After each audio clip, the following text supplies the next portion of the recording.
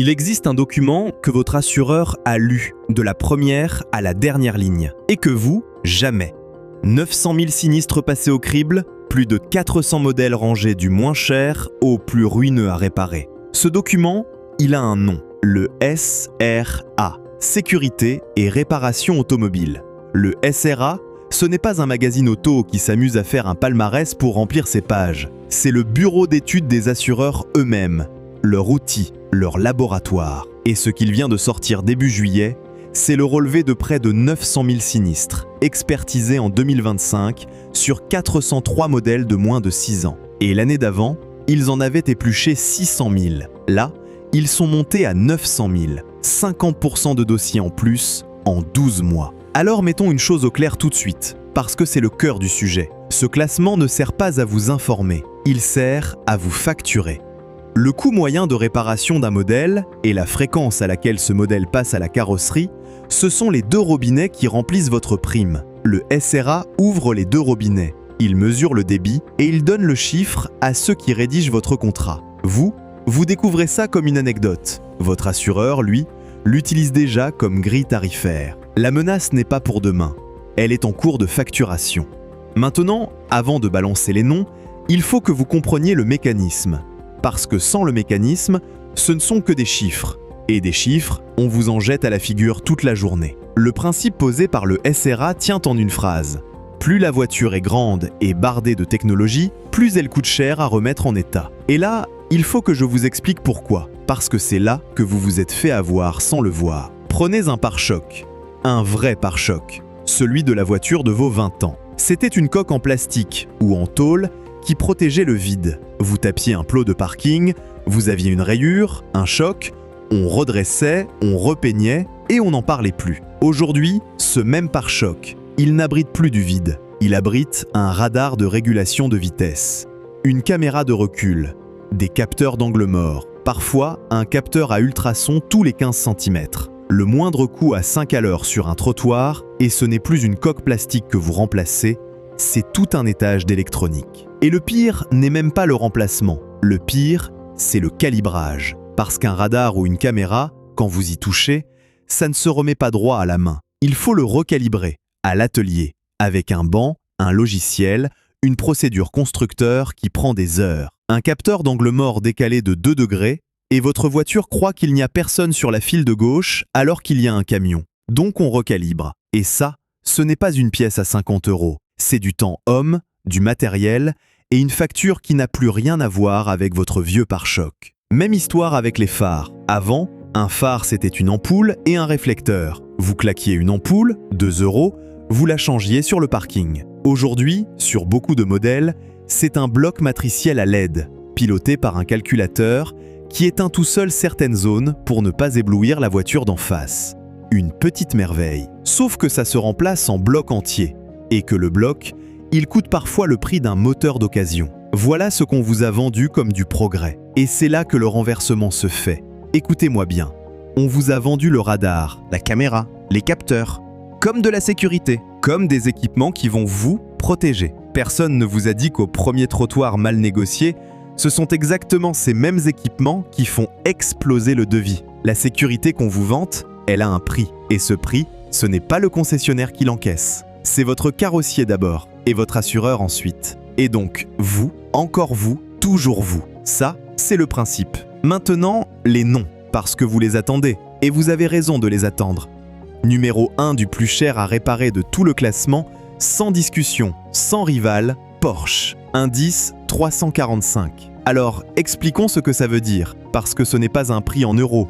C'est un indice base 100. 100, c'est la moyenne du marché, toutes voitures confondues. 345, ça veut dire que réparer une Porsche coûte 3,5 fois la moyenne. Vous ne réparez pas une voiture, vous en réparez 3,5 d'un coup. Le badge, vous le payez 2 fois. Une fois chez le concessionnaire et une deuxième fois chez le carrossier, à chaque tôle froissée. Derrière, deuxième position, Alpine, indice 270, presque 3 fois la moyenne.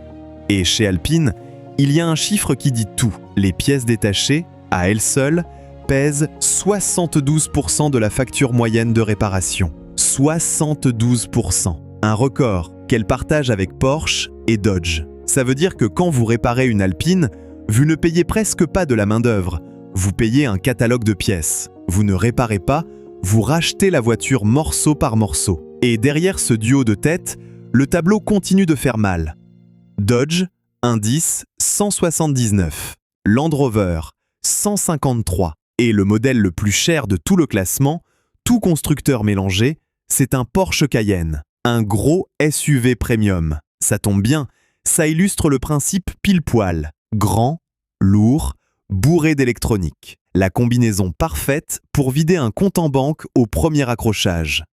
Maintenant, vous vous dites peut-être une chose. Vous vous dites « Oui, mais une Porsche, une Alpine, ça casse moins souvent qu'une Clio de tous les jours. Le gars qui roule en Porsche, fait attention. » Bonne objection. Gardez-la au chaud, on y répond dans un instant. Et la réponse va vous déplaire. Parce qu'avant ça, il faut que je vous montre un truc que le grand public ne regarde jamais. Non pas le classement d'une année, mais son mouvement. Le même organisme, le SRA, avec la même méthode, publie ce classement chaque année. Alors on peut comparer. Et là, ça devient franchement inquiétant. Porsche, il y a un an, sur les données de 2024, était à 269. Un an plus tard, sur les données de 2025, 345. 76 points de plus en 12 mois. Alpine, même histoire, 198, puis 270. 72 points. Land Rover, 138, puis 153. Le haut du tableau ne se contente pas d'être cher. Il décroche vers le haut, chaque année, un peu plus vite. Ce n'est plus un palmarès, c'est une courbe. Et une courbe, ça ne s'arrête pas parce que ça vous arrangerait. Alors, pourquoi je vous raconte tout ça, si vous ne roulez ni en Porsche, ni en Alpine? Parce que maintenant, il faut relier tout ce que je viens de vous dire à la seule chose qui vous concerne vraiment. Le montant en bas de votre attestation, celui du début. Voilà comment ça marche. Le coût moyen de réparation, toute voiture confondue, a grimpé d'environ 30% depuis 2021. Les pièces détachées, à elles seules, plus 30% en 4 ans. Et ça ne ralentit pas vraiment. Le SRA mesure encore 4% de hausse sur le seul début de 2026, après près de 8% en 2024. C'est le carburant qui alimente la machine. Parce que l'assurance auto, ce n'est pas un compte individuel, c'est un pot commun, une mutualisation. Votre prime, à vous, ne couvre pas vos réparations à vous. Elle couvre celles de tout le monde. Et celles de tout le monde couvre les vôtres. Le jour où le coût moyen du pot monte de 30%, il n'y a pas de miracle. C'est le pot entier renchérit. Et la prime moyenne suit, plus 8% en 2026, autour de 751 € par an sur les contrats renouvelés, d'après le baromètre Assurland. Certains cabinets sont un peu plus bas, 4 à 6%, mais le sens est le même. Ça monte. Et ça monte parce qu'en face, la réparation flambe. Et cette histoire de prime qui gonfle sans que personne ne vous explique jamais pourquoi, c'est précisément le sujet sur lequel j'ai passé du temps à tout mettre à plat.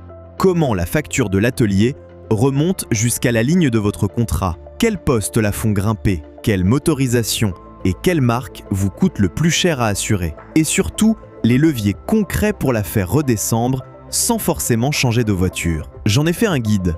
Il s'appelle « Assurance auto, pourquoi vous payez plus, comment payer moins ?» Il est à 9,80 € sur heuredelauto.com. Et si cette histoire de pot commun vous a fait tiquer, partagez cette vidéo au voisin en Dacia. Lui, il paie sans le savoir. On continue, parce que le meilleur reste à venir. Le meilleur ou le pire? C'est la question que vous attendez depuis le début. Et la française? Celle que la moitié du pays a dans sa cour. Parce que oui, les marques françaises, c'est 48% des sinistres du pays. Presque un accrochage sur 2, c'est une française. Donc ce qui suit vous concerne directement. Statistiquement, il y a une chance sur 2 que ce soit votre voiture. La marque généraliste française la plus chère à réparer, ce n'est pas celle que vous croyez peut-être. C'est Renault. Indice 102, juste au-dessus de la moyenne du marché. Devant Peugeot, qui est à 95, soit environ 5% sous la moyenne. Et devant Citroën, à 91, 9% sous la moyenne. Autrement dit, réparer une Renault coûte à peu près 7% de plus qu'une Peugeot et 11% de plus qu'une Citroën. Toyota, tant qu'on y est, tourne dans les 7% sous la moyenne. Ford, 10% sous. Renault, elle, est au-dessus. L'explication du SRA, elle est honnête. et elles ne consolent personne. Les Renault sont globalement plus chers à l'achat, donc leurs pièces sont plus chères, donc leur réparation l'est aussi. Bon, sauf que pour vous, propriétaires, ça se cumule d'une drôle de façon. Plus cher à l'achat, plus cher à réparer. Et je rajoute une troisième couche, sur les données de l'édition précédente. Renault est aussi la marque la plus fréquemment accidentée du pays, près de 18% des sinistres à elle seule, devant Peugeot. Attention, je ne mélange pas les torchons et les serviettes. La fréquence des accidents, ce n'est pas le coût par réparation. Ce sont deux mesures différentes. Mais quand une même voiture cumule les deux, plus souvent au garage et plus cher à chaque passage, ce n'est plus une malchance, c'est une exposition. La marque la plus populaire du pays est aussi celle qui vous expose le plus. Un triplé dont personne ne veut le maillot.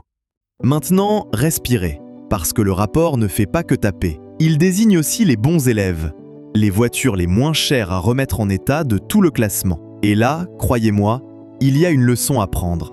En tête des plus accessibles à réparer, Fiat, devant Suzuki, devant Dacia. Trois marques qui ont un point commun, un seul, et c'est tout le sujet de cette chaîne. Elles font simple. Moins d'électronique embarquée qu'il faut recalibrer au moindre choc. Des pièces disponibles, standards, pas des références exotiques qu'on attend 3 semaines. Une main-d'œuvre plus courte parce qu'il y a moins de couches à démonter pour arriver à la panne. Dans l'édition précédente, sur les données de 2024, ces marques-là tournaient autour d'un indice de 80, c'est-à-dire 20% sous la moyenne du marché. La simplicité, ça ne fait pas rêver dans une pub, mais ça protège votre portefeuille, et le rapport des assureurs eux-mêmes vient de l'écrire noir sur blanc. Et je veux que vous reteniez un cas précis, parce qu'il démonte à lui seul toute l'excuse du « c'est la fatalité ». Dacia, 3e des moins chers à réparer. La moins coûteuse des 10 marques les plus représentées dans les sinistres. Et Dacia, c'est qui? C'est une filiale de Renault. Même groupe, même maison mère, la cousine directe de la marque la plus chère à réparer des généralistes françaises. Dans le même groupe, vous avez la plus chère et une des moins chères. Ce n'est pas une fatalité technique alors. C'est un choix. Le choix de bourrer une voiture d'électronique et de la vendre plus chère. Ou de faire simple et robuste. Renault a décidé autre chose. Et puis il y a le gros morceau. Celui qu'on vous vend comme l'avenir, le progrès, la voiture propre, l'électrique. Alors soyons carrés, parce que je ne veux pas qu'on me fasse le procès de l'idéologie. Le numéro 1 du plus cher à réparer, Porsche, c'est une thermique. Le podium entier est thermique et sportif. Donc non, ce n'est pas une vidéo contre l'électrique. C'est une vidéo sur le coût, toute énergie confondue. Mais les faits sont les faits, et les faits du SRA sont têtus. À modèle équivalent, la version électrique coûte plus cher à réparer que sa version thermique, dans 8 comparaisons sur 9. 8 sur 9. La seule exception, tenez, pour être honnête jusqu'au bout, la petite Renault Twingo électrique. Une exception, une. Pourquoi ce surcoût? Encore une fois, ce n'est pas de l'idéologie, c'est de la structure. La batterie de traction est intégrée au plancher de la voiture. Une déformation un peu sévère du châssis, un choc mal placé, et c'est tout le pack qui peut être condamné. Un pack, c'est la pièce la plus chère de la voiture. Ensuite, dès qu'un mécanicien touche à un véhicule électrique accidenté, il y a des procédures de sécurité haute tension à respecter. On consigne le circuit, on vérifie, on prend le temps. Ce temps-là, il est facturé. Et là, Tesla est un cas d'école. Le surcoût de réparation d'une Tesla est supérieur d'environ 20% à la moyenne du marché. Et dans le détail, la Model Y, plus 27%, la championne du surcoût. La Model 3, plus 11%, la Model S, encore au-dessus de la Model Y. La particularité de Tesla, c'est que chez elle, ce n'est pas tellement les pièces qui pèsent, c'est la main-d'œuvre. Autrement dit, le temps passé à réparer. Ce qui en dit long sur la facilité, ou plutôt la difficulté, à intervenir sur ces voitures. Et ce n'est pas un phénomène de niche qui vous concerne pas. L'électrique, il monte dans les ateliers. 11% des modèles réparés en 2025 contre 8% en 2024 et 5% seulement en 2023. En 2 ans, la part a plus que doublé. Chaque électrique de plus qui entre au garage, c'est une facture au-dessus de la moyenne qui rentre dans le pot commun, le vôtre. Et voilà où tout se referme. Voilà le tour de passe-passe que personne ne vous explique jamais au guichet. Vous pouvez avoir fait le choix le plus sage de tout le barème. Vous pouvez rouler en Dacia, la voiture la moins chère à réparer du classement. Vous pouvez n'avoir jamais eu un accrochage de votre vie. Ça ne vous sauve pas. Parce que votre prime ne paie pas votre voiture à vous. Elle paie le pot. Et dans le pot, il y a la Porsche à 345, la Model Y à plus 27%, la BMW i4 la plus chère de son groupe. Vous, le sage, vous cotisez pour eux. Le conducteur le plus vertueux du barème paie une partie de la note du moins vertueux. La sobriété individuelle ne vous protège pas de la facture collective. Le rapport SRA décrit froidement qui coûte cher. La mutualisation, elle, décide que tout le monde paie, y compris vous. Alors si vous devez retenir une seule chose, une seule, la voici. Le jour où vous choisissez une voiture, le prix affiché sur le pare-brise n'est que la première ligne de la facture. La vraie ligne, celle qui vous suivra pendant des années sur votre attestation, c'est le coût de réparation. Une petite, simple, avec des pièces qu'on trouve partout et peu d'électronique à recalibrer, ne vous protège pas seulement le jour de la panne, elle vous protège chaque mois sur votre prime. Ce n'est pas écrit dans la brochure du concessionnaire, c'est écrit dans le rapport de ceux qui vous facturent. Et pendant ce temps, une dernière chose, parce qu'elle en dit long. Les nouveaux venus chinois débarquent en masse dans les sinistres. Plus 21% de présence en un an. Et eux non plus ne sont pas donnés.